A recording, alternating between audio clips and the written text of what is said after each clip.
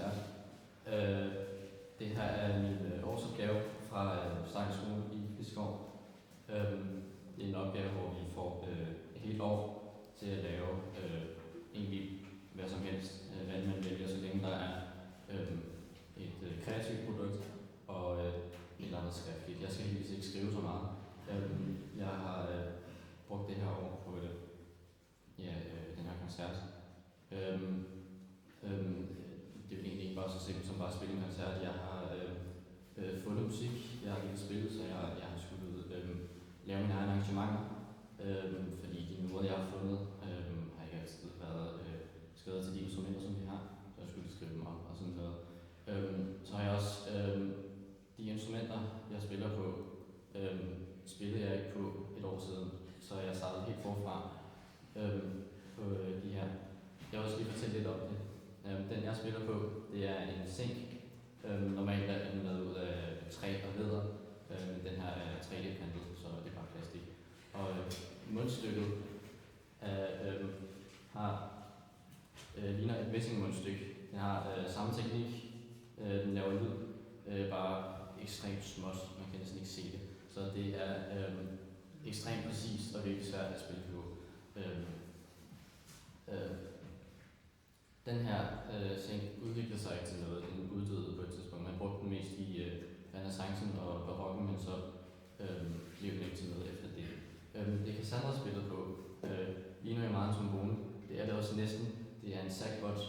Det er en renaissance-trombone. Der er ikke så mange forskelle. Den eneste forskel, der er mundstykket er lidt anderledes. Det er fladt, og klangstykket også lidt mindre, og så er der ikke nogen ventiler og alle mulige krydstuller og sådan noget. Det næste, vi vil spille på, det er de her krumhorn i alle 4 størrelser. Det er et dobbelt rørbladsinstrument, og hvis man ikke ved, hvad det betyder, så betyder det basically, det er det der, ligesom en obo eller en fagot. De laver lyd på næsten samme måde, undtagen at de er inde i den her, så man har ikke rigtig nogen kontrol, og man har ikke så meget kontrol over, hvordan det lyder. De her udvikler sig heller ikke til noget. Desværre, det kunne være sjovt, men vi kommer sikkert til før hver stykke at spille en lille stemmeskole. Normalt til koncerter spiller man kun en i starten, men de her instrumenter er så sindssyge, at det er meget svært at få det til at stemme, så vi har sikkert brug for at spille en lille stemmeskole før hver stykke.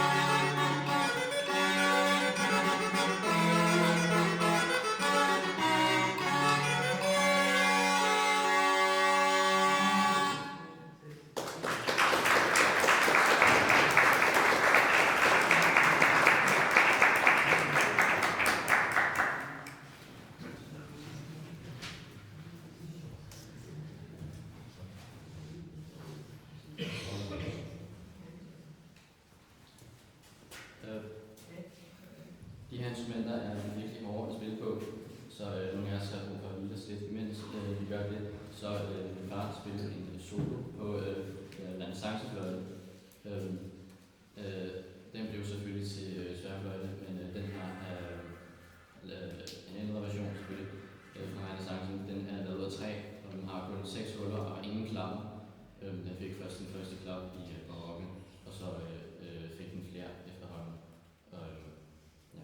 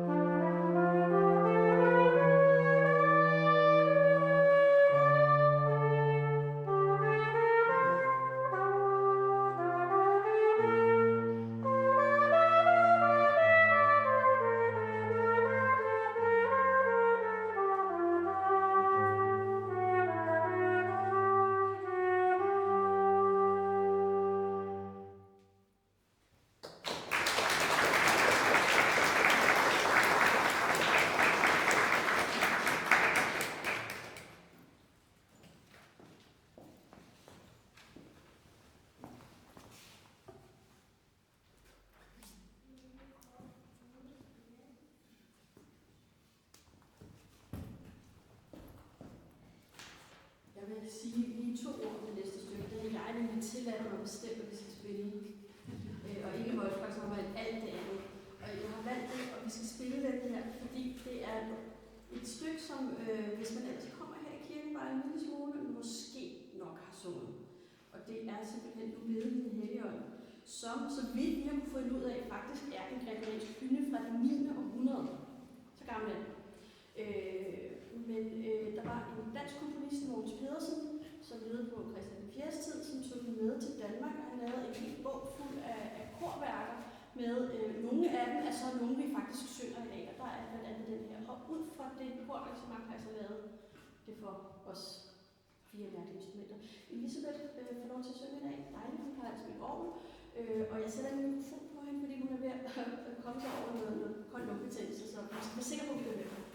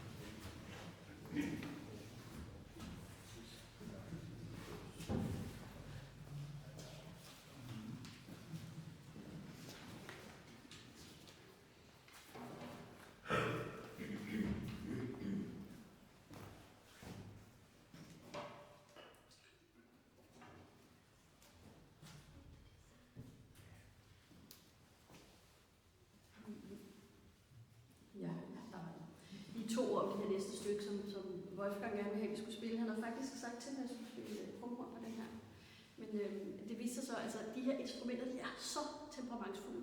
Vi kunne simpelthen ikke få krumhornet og saxofon til at snakke sammen i det her stykke. Så jeg spiller alt blokfløjte i stedet for.